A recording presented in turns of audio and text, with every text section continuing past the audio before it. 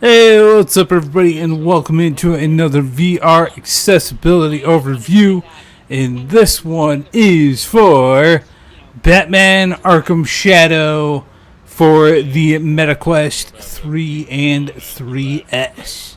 To start off, as we always do, does it have a seated mode? Can you play this if you need or want to play seated? And that is a yes. It is available right in the settings for you immediately upon going into the game. Okay, changeable controls. Yes and no on this one. You are able to change your dominant hand in game. You can swap the sticks if you are a left-handed player, like I usually am in games. And you can also swap, or as the game labels it, invert your gadgets and things like that. So what forearm the smoke bomb is going to be on. I'm assuming that also means what side of your chest the batarang is going to be on, and what side of your waist.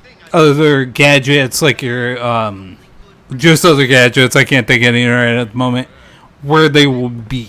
Now, if you want or need more than that, like to be able to customize the triggers or the buttons or any of that stuff, you will need to go into the headset accessibility settings.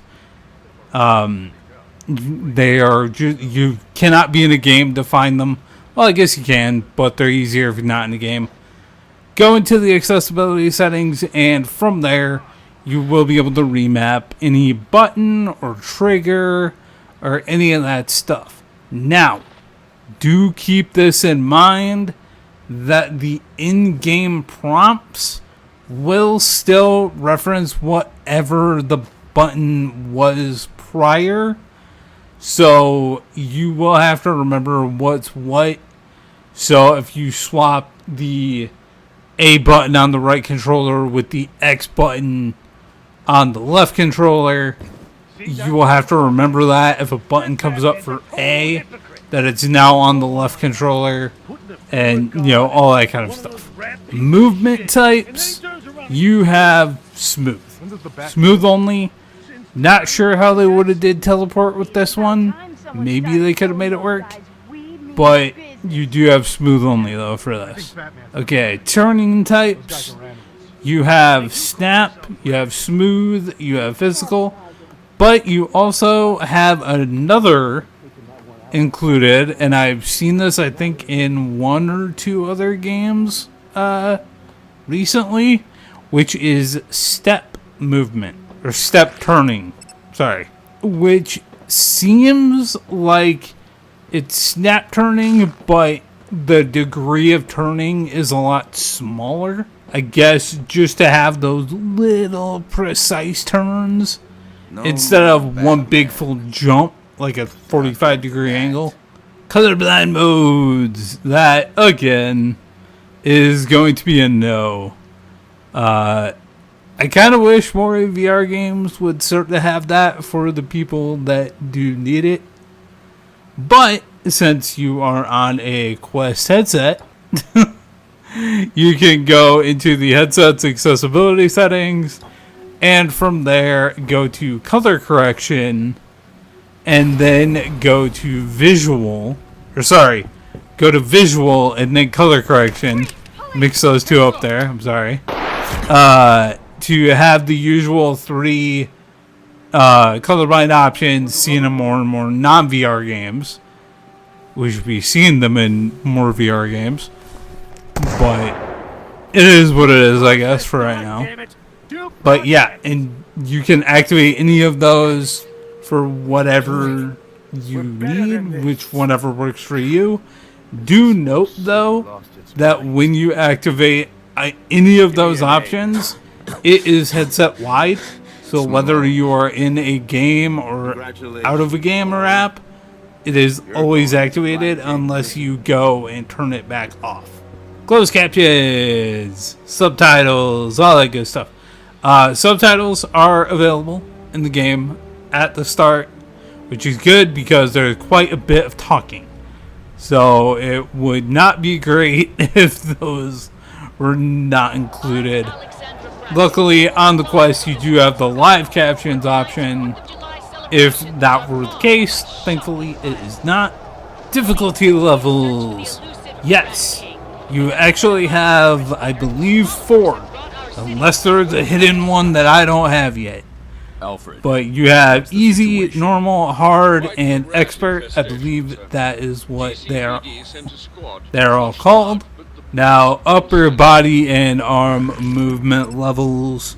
From the amount of the game that I've played about half of it, or close to half of it at this point.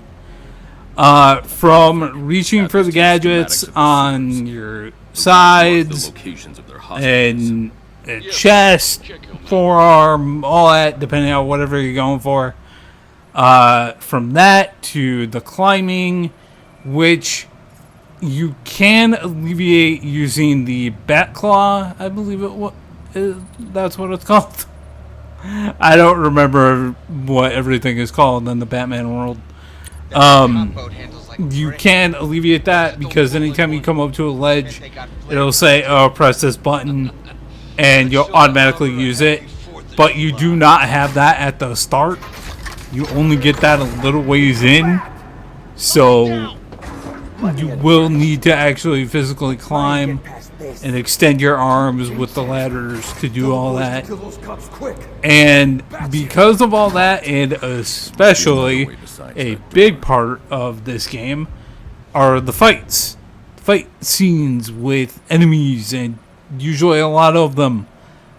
You need full arm extension. As far as I can tell, there is no way around that in any of the comfort settings or anything. From what I saw, maybe I missed something, but with all that being said, I'm going to say this is definitely a full on the arm movement and upper body stuff, because it gets crazy after a while. I'll look for the and for just some additional notes for you to go on here, there are actually a good amount of other settings, including vignette options.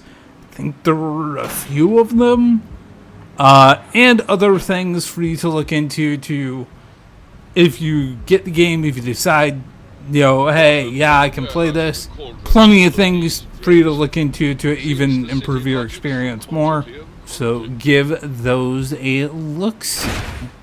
And that is going to do it for this VR accessibility overview. Hopefully the video and maybe even the notes have helped you, or maybe it can help somebody you know who's on the fence on whether or not they can play this game. Does it or does it not have what they may need? But yeah, if you want to, you can share the overview video. But what I would ask, if you were to share anything, down below in the description, always at the top, there is a link to a Google spreadsheet, and in that spreadsheet you will find, I believe this is video 141, 142, somewhere around there, and note set 140 something, I think. Share that. This overview as well as the notes for this will also be on there. And yeah, share that. Take a look at it yourself.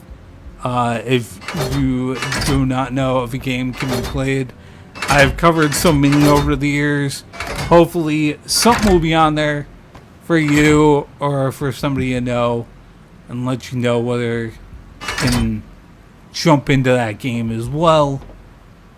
But yeah, hopefully you have a great rest of your day or night whenever you happen to be watching this, and I will see you later. Alright, bye.